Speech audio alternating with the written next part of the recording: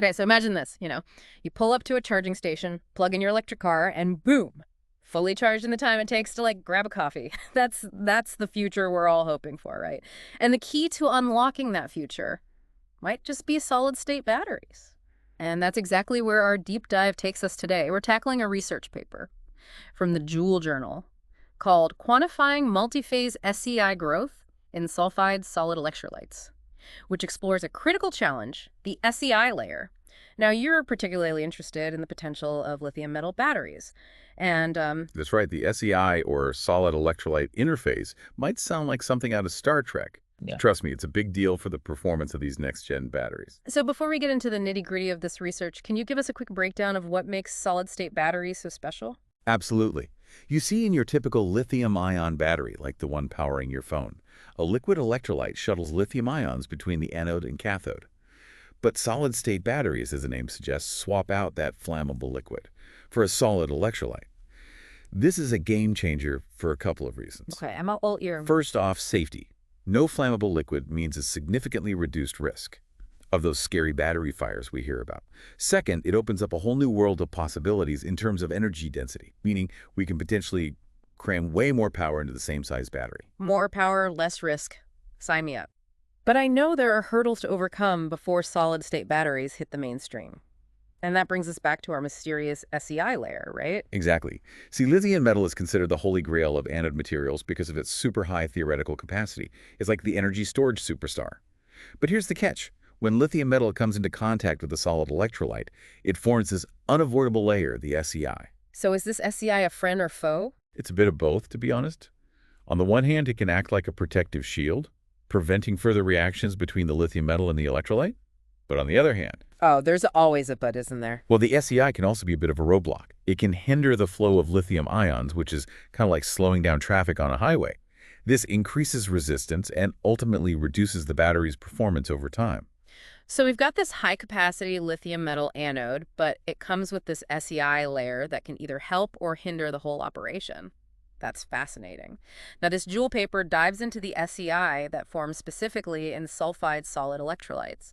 How did they go about studying something so tiny and complex? They got creative. Instead of trying to analyze the SEI directly on the anode, which would be incredibly difficult, they essentially made a bulk sample of the SEI material in the lab. They reacted a specific type of solid electrolyte, a lithium argyrodite, directly with lithium metal powder. This allowed them to study the SEI in a much more controlled and detailed way. That's clever. It's like taking a tiny puzzle piece and creating a giant replica so you can really see how it all fits together. Exactly. They then used a bunch of high-tech tools, SEM, EDX, XRD, XPS, all sorts of acronyms that basically mean they looked at the SEI from every angle imaginable. This gave them a detailed picture of its chemical composition and structure.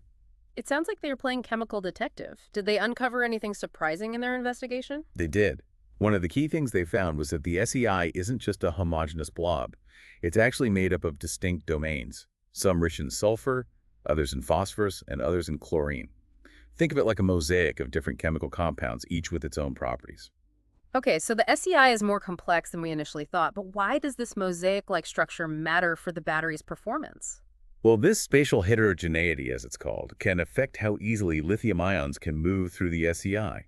You might have pathways within the SEI that are more conductive than others, and this can impact the overall efficiency of the battery. I'm starting to see why understanding the SEI is so crucial for developing high-performance solid-state batteries. We're not just dealing with a simple layer, it's a complex dynamic structure that can significantly impact how the battery functions. Exactly. And this brings us to another key finding from the research: the importance of conductivity within the SEI layer. Okay, let's unpack this conductivity thing. Why is it so important? Conductivity is a measure of how easily electrical charge can flow through a material. In the context of a battery, we're interested in two types of conductivity: ionic and electronic. Ionic conductivity refers to the movement of lithium ions, which is what allows the battery to charge and discharge. Electronic conductivity, on the other hand, refers to the movement of electrons, which we actually want to minimize. Wait, why would we want to limit the flow of electrons? Aren't they essential for electricity? They are. But in a battery, we want those electrons flowing through the external circuit doing useful work. If electrons are flowing freely within the SEI layer, it can lead to unwanted side reactions and degradation of the battery. Think of it like a leaky faucet. You're losing energy that could be put to better use. Ah, that makes sense. So we want high ionic conductivity to keep those lithium ions flowing smoothly, and low electronic conductivity to minimize energy loss. What did the researchers find out about the conductivity of the SEI? They found that the ionic conductivity of the SEI was actually higher than previously thought, which is good news. This means that lithium ions can move through the SEI more easily than we might have assumed. I However, have a feeling that, however, is leading us to some not so good news. you're right. Unfortunately, they also discovered that the electronic conductivity, while low, was not negligible. This means that the SEI will continue to grow over time, consuming more lithium, Hmm. and ultimately reducing the battery's performance. So it's a bit of a mixed bag. Higher ionic conductivity is promising, but the persistent electronic conductivity poses a challenge. What does this mean for the future of lithium metal batteries?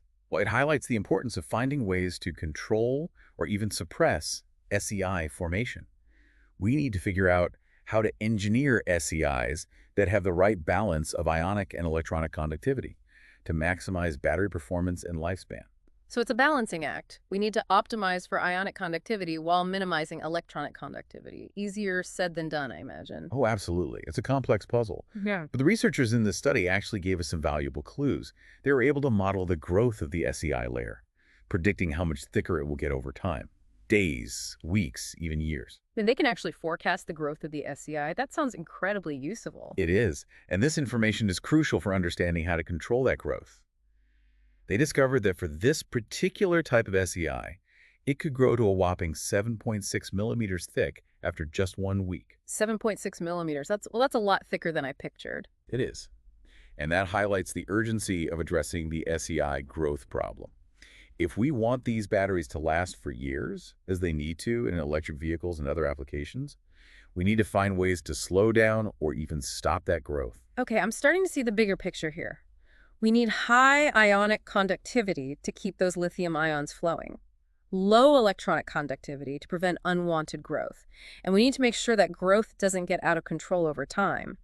But how do we actually achieve all of that? That's the million-dollar question. Researchers are exploring a number of different strategies. One approach is to use artificial SEIs, essentially applying a protective coating to the lithium metal anode before it even comes into contact with the solid electrolyte. So it's like giving the lithium metal a suit of armor to prevent that troublesome SEI from forming in the first place. Exactly. Another strategy is to modify the solid electrolyte itself. This could involve doping it with certain elements or using completely different materials that are more compatible with lithium metal. That makes sense. If we can tweak the materials to be more lithium friendly, maybe we can prevent those unwanted reactions that lead to SEI growth. Precisely. And the paper even mentions a particularly exciting possibility, using what they call fully reduced solid electrolytes. These materials are designed to be inherently stable against lithium metal, potentially eliminating the need for an SEI altogether. Hold on, eliminate the SEI entirely. That sounds almost too good to be true. It's definitely a bold idea, but it's an area of active research, and the potential benefits are huge. Imagine a world where we don't have to worry about the SEI at all. Okay, I'm officially adding fully reduced solid electrolytes to my list of battery buzzwords to watch. It sounds like this research is giving us a roadmap for the future of solid-state batteries, but I'm curious in all their analysis, did the researchers learn anything specific about the composition of the SEI? You mentioned earlier that it's a mosaic of different compounds. Right? They dove deep into the chemical makeup of that SEI. As expected, they found lithium sulfide, lithium chloride, and various lithium phosphide compounds. Lithium sulfide was the most abundant, which isn't surprising given the type of solid electrolyte they used. So those are the main ingredients of our SEI, but didn't they run into some challenges identifying one of those compounds, lithium phosphide? They did. Initially, they weren't seeing a clear signal for lithium phosphide in their data. Turns out this compound is incredibly sensitive to moisture, even trace amounts in the lab environment. It reacts so quickly that it can be difficult to detect. So they had to become moisture detectives to track down this elusive compound. Exactly. And their findings underscore an important point. The SEI is a dynamic, ever-changing structure. Its composition can be influenced by a host of factors, including the surrounding environment. It's not just a static layer, it's constantly evolving. That adds another layer of complexity to the whole equation. It certainly does. And to really understand how the SEI behaves, we need tools and techniques that allow us to study it in real time as the battery's operating. So there's still a lot we don't know about the SEI. But research like this is helping us peel back the layers of this complex puzzle. It's exciting to think about the possibilities that could unfold as we gain a deeper understanding of this crucial interface. I completely agree. Solid-state batteries have the potential to revolutionize the way we store and use energy, and unraveling the mysteries of the SEI is a key step in that journey. It's amazing to think that something as thin as the SEI layer can have such a big impact on the future of battery tech. It's like this tiny gatekeeper that holds the key to unlocking the full potential of solid-state batteries. It really is. And that's what makes this research so compelling. We're not just talking about incremental improvements, we're talking about a potential paradigm shift in how we power our world. Okay, so we've established that the SEI is this complex dynamic layer that can either make or break a solid-state battery. But even with all this fascinating research, is there still a sense of mystery surrounding the SEI? Are there still unanswered questions that keep researchers up at night? Oh, absolutely. We've made incredible strides in understanding the SEI. But there's still so much we don't know. For example, we're still trying to fully grasp how the SEI's structure and properties change over the lifespan of a battery. It's not a static entity. It evolves with each charge and discharge cycle. So the SEI is like a living, breathing thing, always adapting to the battery's activity. In a way, yes. And that dynamic nature makes it both challenging and fascinating to study. We need to develop new tools and techniques that allow us to probe the SEI in real time as the battery's operating. Imagine being able to watch those lithium ions move through the SEI to see how the structure changes with each cycle. That's the kind of insight that could lead to breakthroughs in battery design. It sounds like there's a whole world of exploration left to do. But that's the beauty of science, isn't it? Always pushing the boundaries of knowledge. And who knows what amazing discoveries await us as we delve deeper into the mysteries of the SEI. Exactly. It's like we've only just scratched the surface. And the knowledge we gain from this exploration will have ripple effects far beyond the realm of batteries. It could impact everything from electric vehicles to renewable energy storage to portable electronics. We're talking about a potential revolution in how we power our world. It's mind-blowing to think about the possibilities. And it's research like this, with its meticulous attention to detail and its relentless pursuit of understanding, that paves the way for those advancements. I couldn't agree more.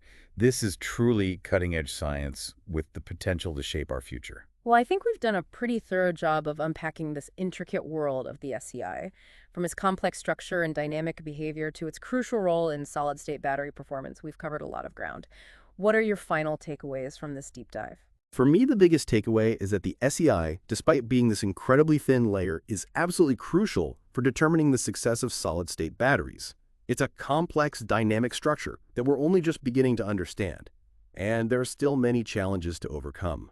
But the research we've explored today highlights the incredible progress being made in this field, from understanding the SEI's composition and growth kinetics to exploring strategies to control or even eliminate it. We're on the cusp of a new era in battery technology. I'm definitely feeling that sense of excitement and anticipation for the future. We've come a long way from the bulky, inefficient batteries of the past, and it's clear that solid-state batteries hold immense promise. But as we've learned today, the SEI is a key player in this story, and unlocking its secrets will be essential for realizing that promise. So to our listener, we hope this deep dive has shed some light on this fascinating and crucial aspect of solid-state battery research. We encourage you to explore the source material further and see what other insights you can uncover. It's a rapidly evolving field, and we can't wait to see what breakthroughs lie ahead. Until next time, keep those minds curious and those batteries charged. Cheeks.